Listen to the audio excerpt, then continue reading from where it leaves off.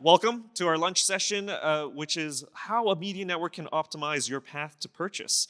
We have two of our speakers, Karen Lalini, Head of Digital Product and Customer Experience at Elite Insurance Group, and Michelle Taves, CEO of V12, a Porch company. Michelle, I'll hand it over to you. Got it, thank you. So glad that we can be here today and just kind of share with you where we're going in the future. So many people have already come up to us and they have asked us the question of who is Porch Group Media? We literally rebranded on Monday, and so probably a lot of people do not know who that company is, but many have heard of V12 in the past. And so we were V12, and then we were purchased by a company called Porch Group. And now we run their media and marketing division within Porch. So we're really excited to be here, and I'm excited to have Karen with me. All right, hi everyone, I'm Karen Lalini. I lead digital product and customer experience for Elite Insurance Group, part of our consumer offerings over inside Porch. Yep. And what we're going to do is, I'm sure that a lot of people in the industry have learned and have heard the name of a retail media network, something that has been in the industry for about 15, 20 years, and then it all came back flowing over the last 18 months. And in order to be able to take care of some of the cookie problem that we're having, and because we're seeing so many people now shopping online because of the pandemic, it's really drawn more people back to the screen. And also brands are leaning more in online because that's where all the customers are, right? The brand wants to be where the customers are and where they can actually reach them. And so the rise of media networks for any company that has access to first-party data is just really a winning situation. It creates a great avenue for us to be able to answer and help those brands that are really looking to reach customers that they can't reach any other way. So I don't know how many people have probably seen this slide before, but it really talks about, the rise of the retail landscape and what's going on across the media networks. I don't know if anybody is familiar with the small company called Amazon, but they were actually one of the first companies to build a retail media network. And anybody have an idea of when that might have been? If anybody has an idea, just raise your hand. I'm going to answer the question for you. No one? Okay. So it was in 2012 that they built one of the first and biggest retail media networks that are out there. And fast forward to today, we have many players that are now out there in the industry, anywhere from Marriott to Walmart Connect to all of the CPG players that are out there and really just kind of embracing media networks and the ability to connect consumers with brands during the time that they're really looking to make a purchase decision. And so as Porch Group, one of the things that we are doing, we started this journey last year, and we're now in the process of building one of the first media networks that focuses on movers and the homeowners and everything in between. So what that means and why we think that we're going to be hugely successful in this area is because we have access to a ton of first-party data. That first-party data is from an inspection software that Porch Group has. We have a mortgage software within our realms. We know all about people that are within the move and the move journey. And what we're able to do is utilize all of that data that we have available and really be able to create great marketing campaigns. On this slide, you'll see there's a little small bracket in gray called everyone else, right? If you think of mover data or property data, you think of things like Zillow.com, Realtors.com, deed data, new connect data. That type of data has been in our industry for really a number of years. We have all of that data also because we are a third-party data distributor. However, now that Porch bought us, one of the things that we also have access to is all of the really great first-party data that Porch has. And so think of the power of being able to understand where somebody lives today, that their house is up for sale, that they have a contract on their home, and now they did an inspection on a new home that they're going to be moving to. And so we can literally tell you where they live today and where they're going to be moving to before they ever make that move journey. That's just something that is not available in the ecosystem at all. And that's one of the things that we would be able to offer within our media network.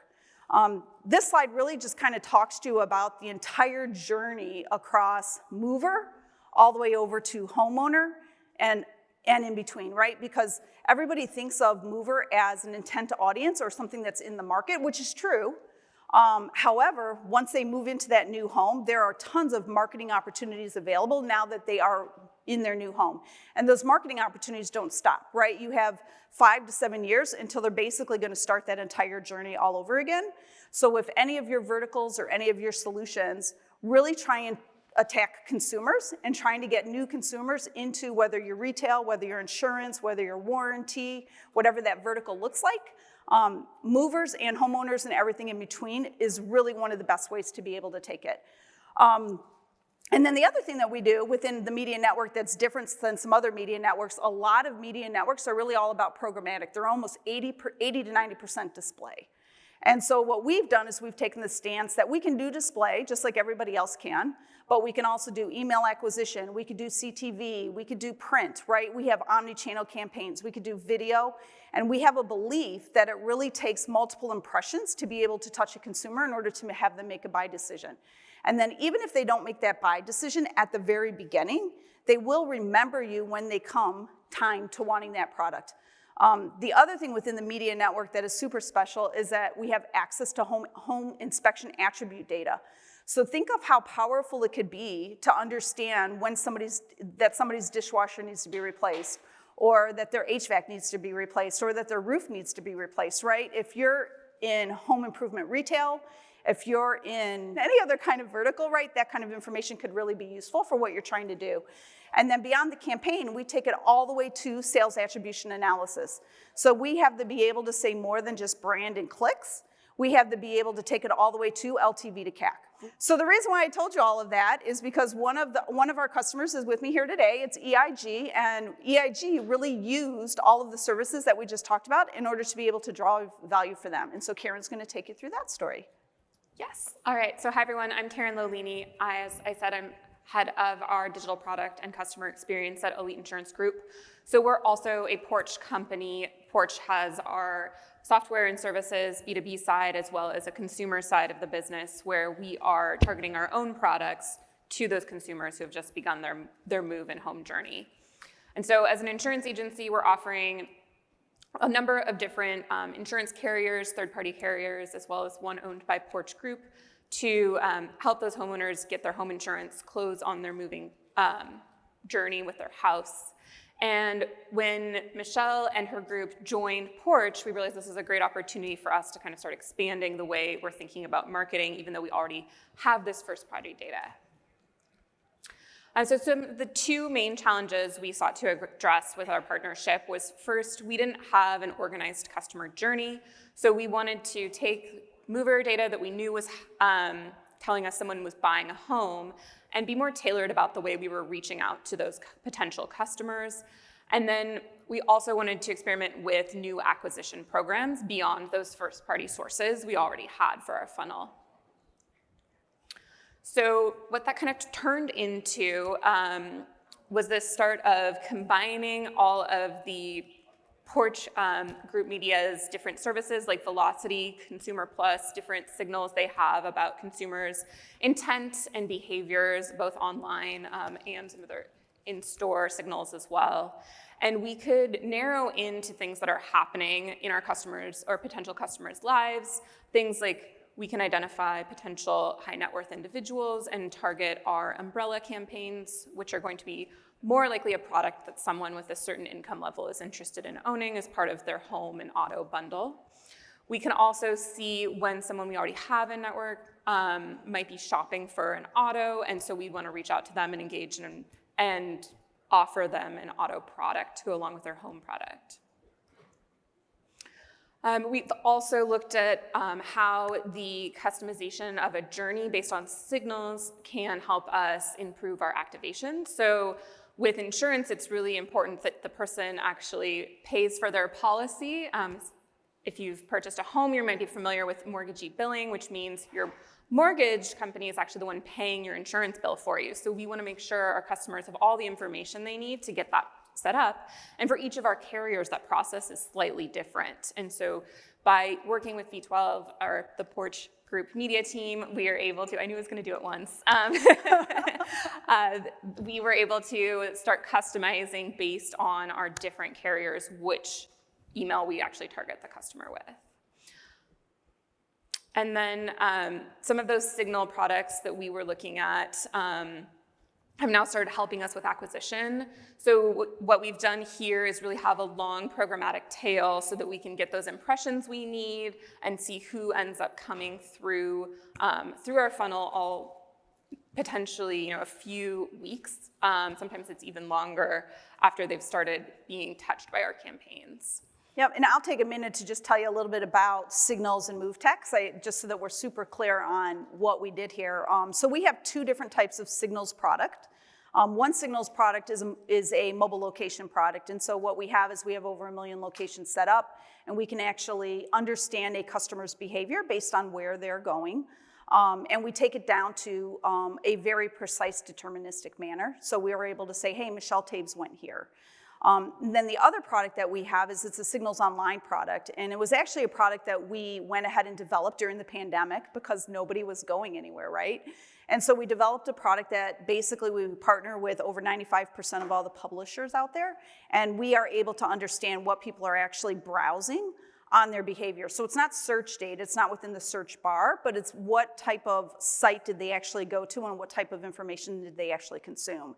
And what we do is we actually blend those audiences together with all of our porch data that we talked about in the media network in order to really understand what is gonna work and what is gonna pull a trigger. It also helps us to get audience extension, right? Because if you have too small of an audience you're trying to target, it's just really hard to get really good LTV to CAC to that. So what we try and do is we try and create blended audiences that might make sense. So for EIG, what makes sense, right, is somebody who is obviously in the move. Makes sense because that's when they go into shopping for insurance. But with our Signals Online product, we have to be able to say, hey, if somebody is online searching for new policy information or I'm interested in a new homeowner loan, right? All of that we can capture and we can take that down to a consumer level and then we complete a campaign on their behalf. So it's really blending all of that data together that creates the solution. And then the other thing that the Porch Group Media was able to do for us is not just an email campaign, but also doing targeted display ads that are popping up as consumers are shopping online. Yep, we actually don't recommend to do email only. I mean, by all means, everybody can do it, right? But you won't have nearly as much value and as much return on your investment as if you take email with display or you take email with paid social or some other type of digital campaign. Right, it just helps. It drives conversion for sure in a much quicker way than it might. And I think the other thing we wanted to point out is, a lot of times you'll work with a brand new brand or a brand new customer, and within 30 days they're like, well, gee, I'm not getting what I thought I would get right away. It's a journey, right? Like we recommend for all of our clients to try it for 90 to 120 days, because you will definitely see buys happen past 30 days, past 60 days, and past 90 days, right? Everybody might not be in that instant buy decision, but they will be in that buy decision at some point in the near future. And so it's really important to track the whole journey through. And so what we saw through our testing, through different trials, we landed on a strategy that's getting us a 47% increase in conversion in our top performing campaign so far, which is converting into customer. And then are increased in lift around our policies per customer, so how many home and auto or umbrella policies a person is purchasing was able to increase 28% in that same campaign.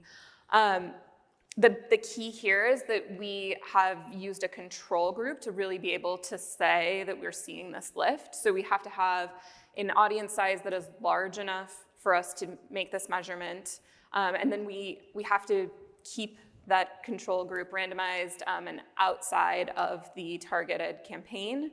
That way, all the other channels we're engaging in don't end up mixing signals, and our attribution can get a little messy. But this way, you can still say we know we're seeing the lift, and you can have more room to grow there. Yep. And then obviously that result is with EIG and we're super proud of it. We just wanted to share some results that we have across other verticals in the industry that we've worked with within the Porch Group Media. These are just some examples because you really see this type of data being used across many verticals that you never would have even thought about. Obviously, furniture makes a ton of sense, right? When somebody is moving or in that move by, they most likely are going to be buying furniture. So a ROAS of 84-1, like that's just unheard of. Like I will admit, even for all the campaigns we've done, it's incredibly high, right? We did really, really well in furniture. We'll continue to do well in furniture. Security has a 2-to-1 ROI. As you guys know, if anybody's in security and in marketing, it's really difficult. There's a lot of mass marketing that goes on for security companies, but we still did well, and we did not work with one of the top tier security offices, so we were still able to provide them a huge amount of value. Auto parts, we did really well, 12-to-1, ROAS, and then we even had the quote, the most efficient channel they've ever seen. I think that anybody that's in media, right, you love those kind of comments. And then a home improvement. Home improvement makes complete sense, right? Whether you're getting your house ready to be sold or whether you just bought a brand new house, you're obviously going to spend a lot of time in those home improvement retailers. And the great thing about this stat, it was 45% earlier than any other provider. All the other providers that they tested and measured us against, they were all pre-mover data providers. So they were not consumer data providers. So the fact that our first party data was 45% earlier than all the other data providers in the market, if you know anything about pre-mover marketing, being first to hit the audience is key, right? And with pre-mover marketing, you only have so much time.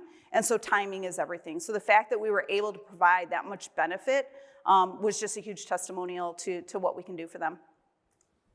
So that's all we got. I don't know if we have time for questions or if we have any questions. We do? Okay. If anybody has a question, we're more than happy to answer that for you. I just went through the escrow process in Nevada, right? So I opened blah, blah, whatever. Mm-hmm. And immediately Rocket Mortgage is calling me 20 times. Blocked them. Yep. But there's no way I'm going to go with somebody that I don't have a relationship with, right? And it's just a house too. It's not a lot, but do you limit the ability of your clients to market to like me? It actually turned me off, right? There's like 50 mortgage companies calling me. Yeah. No, you that's have a gatekeep. That's a great question. I mean, there's definitely, we believe, you can definitely over-market. Like, I don't know if everybody's familiar with the old auto warranties, right? That they call you and they call you 500 different times at all different phone numbers, that kind of thing. Yeah, everybody just blocks them out, right? It's not gonna work. And so there's definitely a limit and an amount. There's also a cadence, right? That's why we recommend continuous programs. And we recommend those programs to be timed on the touch, right? And then we touch in all different ways. So like, as an example, perhaps week 1, we'll send out an email, right?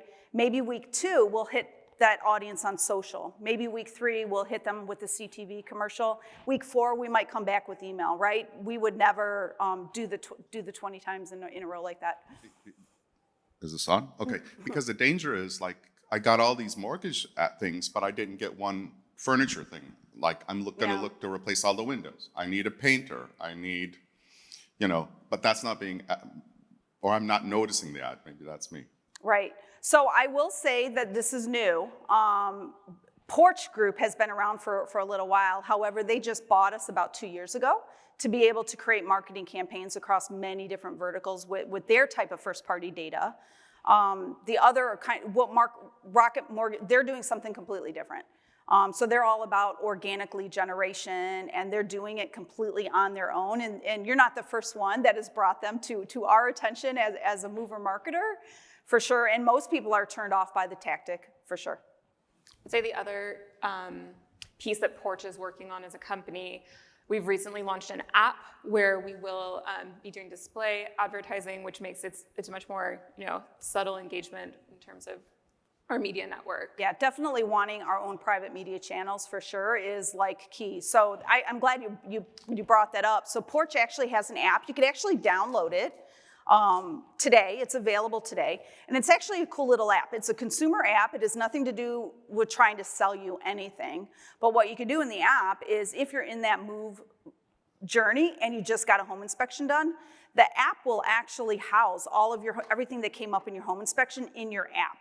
And then as you go, like what it'll do is say you're moving into a new house that needs a new dishwasher and you need to go find certain parts for it, you'll be able to find those parts right in the app. So everything's like right in the app, really easy for you to do, really easy for you to order from, and really easy for you to get contractors from also. So yeah, check out the app. Any other questions from the audience? Oh, yeah.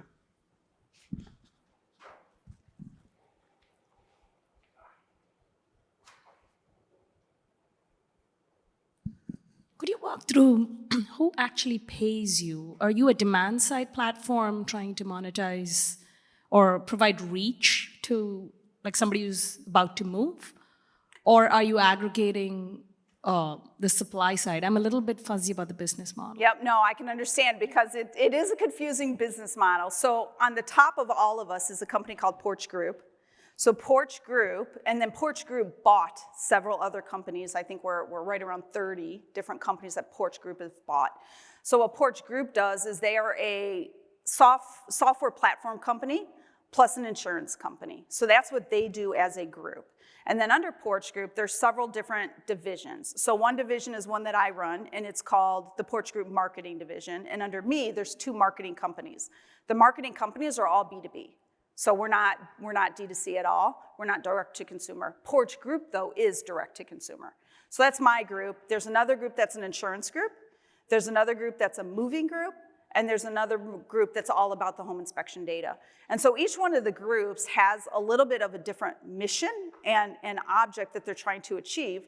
However, we all work together to basically improve the consumer experience if they're in a move or if they own a home. And so we do the marketing piece of it, and then some of the different groups offer different services to help for those consumers that are in the move journey. Awesome. Thank you. Any other questions from the audience? Yeah.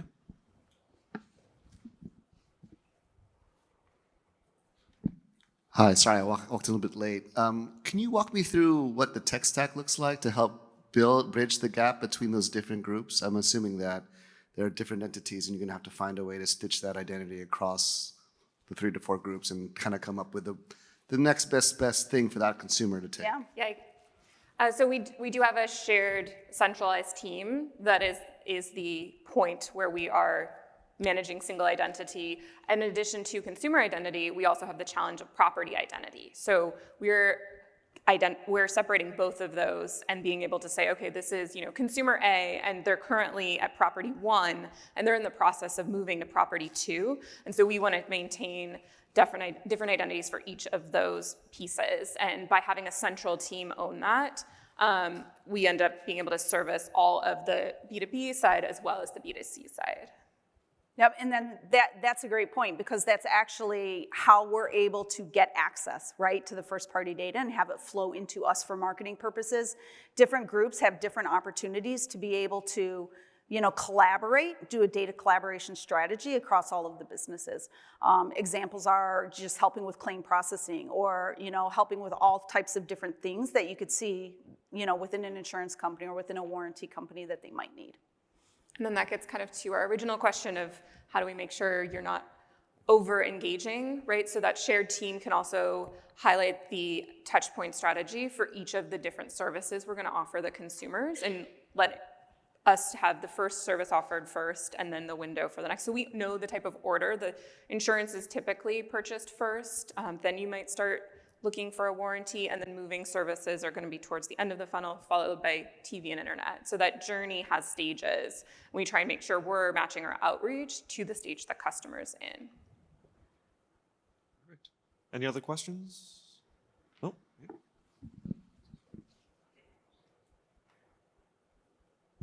Hey, sorry, I also walked in late. No problem. Apologies. I work for this company called Thumbtack, which is a home services platform. Yep, I know. And Someone from Thumbtack, I believe, is on our board, but go ahead. Oh, good to know. So I think the pre-movers audience is particularly very important to us as a home improvement brand. But we've been testing this quite a bit, and we're not achieving the results that I saw on this. So the offering that you have, is it more like a third-party audience list that we can buy through LiveRamp? I'm just wondering how I can leverage this. Yeah, so I would introduce you to Kim right here. She is head of BD for us, and she could help you with how to best access the data. I mean, we're obviously here at a LiveRamp conference, right? And so we have a whole bunch of audiences, and we partner with LiveRamp and really believe in that partnership, and are excited about where we're going for the future. However, we also, because the part of the data that's first-party data, right? We don't create syndicated audiences with our first-party data solution. So that's something you would have to work with us directly on, but we're more than happy to do that. We work with many, many very big brands. Your comment is one that I've heard a lot, and I guess I'll go back to the comment that I started with, right? When you're doing pre-mover marketing, and we have found this in almost every vertical that we work with, it's a timing issue. If you do pre-mover and then they move in 2 weeks, right, you're not hitting the audience that you really wanted to hit. And so since we have pre-mover segments available 14 to 19 days earlier than the third-party aggregated, kind of data that we talked about at the beginning, that's the key, because we give you 2 to 3 extra weeks, right? And that 2 to 3 extra weeks is just so very, very important if you're going to target pre-movers. Super helpful. I'm excited to talk to, sorry, I missed your name. Kim, her name Thank is you. Kim. Awesome. Any other questions? No? Otherwise, thank you so much, Michelle and Karen, for diving into that. And feel free for everyone in the room to grab lunch before you're on your way out. Thank you for Appreciate having it.